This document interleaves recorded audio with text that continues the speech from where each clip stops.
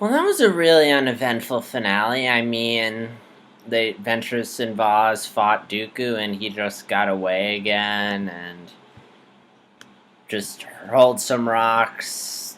Ventress deflected him, and Dooku escaped.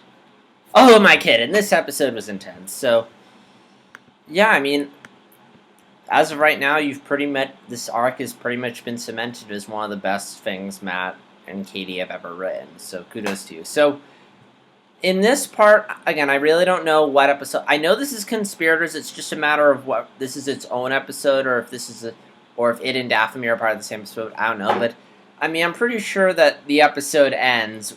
That this has to be the end of an episode. It's like too big of a moment to end it on, and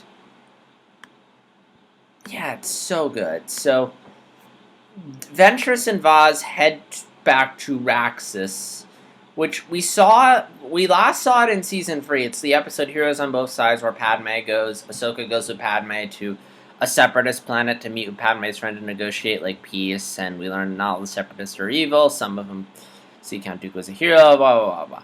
So anyway, so we go back there. Ventress and Vaz go to a ball where Dooku's being given a humanitarian award, which I thought worked really well to sort of reinforce and bring back the point that for the separatists, like, they're being lied to just as much as Dooku. Like, the Republic is being made out as these evil bad guys, and Dooku's sort of seen as this hero, this savior, and again, there's just good people who are misled and believe that the war's cause is good, which again just shows how black and white war can get.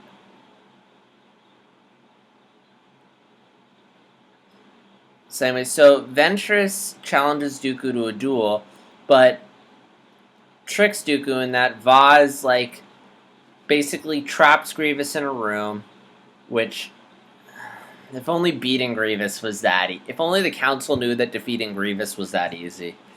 Well, Darth Maul knew it too. Seriously, Grievous, how did he... You know, in the Clone Wars cartoon, like, the Genndy Tartakovsky one, Grievous was like this unstoppable machine that was a force to be reckoned with, and it's like that. It's like, you can see why his problems. Here, it's like Grievous gets beaten like 3 times in the show. It's like at a point where I'm like, how did the Council have trouble capturing him? Anyway, I digress. So Vaz heads back, find Dooku a bit, but then Vaz accidentally lets slip that he's Ventress's apprentice. And Dooku senses potential in Vaz, so he separates him and Ventress, which that seems to be Dooku's strategy, to just separate. When 2 people are fighting, we'll just separate them so he can fight them one-on-one. And defeats Vaz, tempts his dark side to see his full potential, beats him, and then obviously he's going to use him as his apprentice now because he realized how powerful he is. And yeah, this was another really good episode. I mean, first off, I can't believe it took me this long to realize it. I really like how Dooku... This is like where some of the last story that Ventress is doing involves a struggle with Dooku. Because essentially, like, Dooku's the one who sort of set all this into motion, Ventress' story into motion when he ordered her execution. I mean, actually, it's Palpatine who ordered her execution. Like, seriously, I mean, if Palpatine had just not ordered Ventress' execution, Savage Opress would never have been created, and Darth Maul would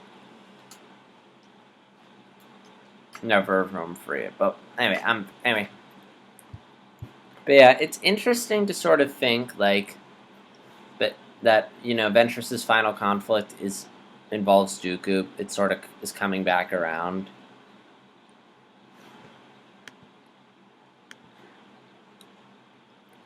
And very much like I said in my last look, I like how something came out of this. It wasn't like we just fought Dooku and we failed. And this is sort of what makes this better than... Do I still have a copy of Lords of the Sith? I know, I returned that. Anyway. So, Lords of the Sith, while I liked it, it was very predictable. Like, you kind of knew where it was going and, like, how it was going to end, whereas... Here, what impresses me is, like, again, the tension is not coming from whether or not they're going to beat Dooku. It's more about the fates of the characters. And I feel, okay, Lords of the Sith kind of did it, but at the end of the day, it was more about their fight with Vader. It wasn't so much whether or not they were going to succeed. It was more about exploring. But here, it's... Again, this arc is about developing Ventress, how this conflict shapes them as characters, not whether or not they're going to capture Dooku. And the reason why it's hard to predict this arc is because, again, it's not... The story does not boil down to their success or failure of Dooku. It boils down to who they are as characters and how they're shaped.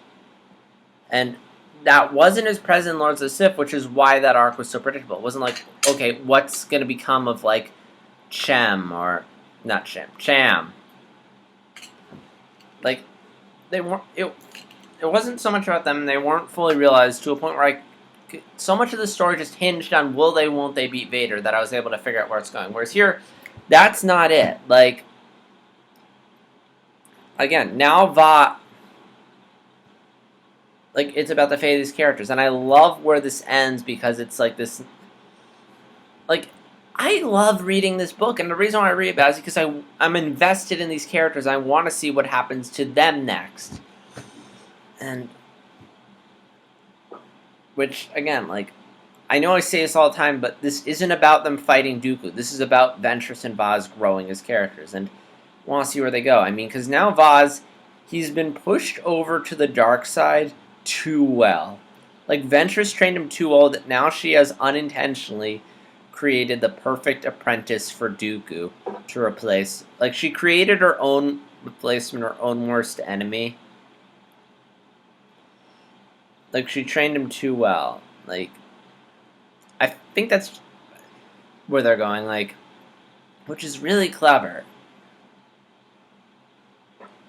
And, I mean, now, like, it is kind of obvious where they're going. I mean, I think Vaz is going to go farther into the dark side, especially when he finds out Dooku didn't kill his master and that Ventress lied to him.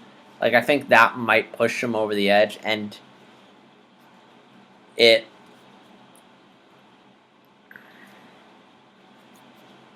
to him, and it might push him over the edge and might prompt him to fight Ventress, which that's probably where they're going, and it's so sad if they are. But more importantly, this also, again, raises very good moral questions. Like, who's at fault for what happened? Is Ventress at fault for training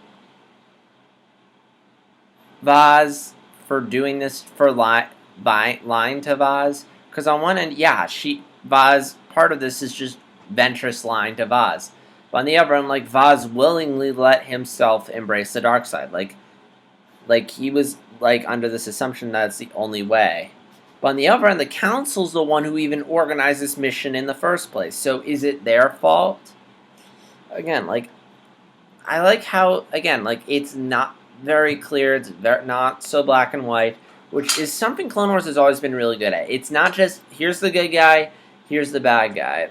It's a bit more ambiguous, which, I mean, there's nothing wrong with which is kind of why I think the writing here is a bit stronger than in the original Star Wars movies, which, nothing wrong with them. I love the original Star Wars, but they're very straight up good and evil, whereas here, like, it's a bit more ambiguous. The motivations behind the characters are a bit more complex, and I guess now that I'm a bit more mature, I want that. I mean, I still enjoy my straight up pure evil villains. Like, I mean, I'm watching Gravity Falls right now, and I love Bill Cipher. Or Avatar, I love as well, but I like how complex these villains are. And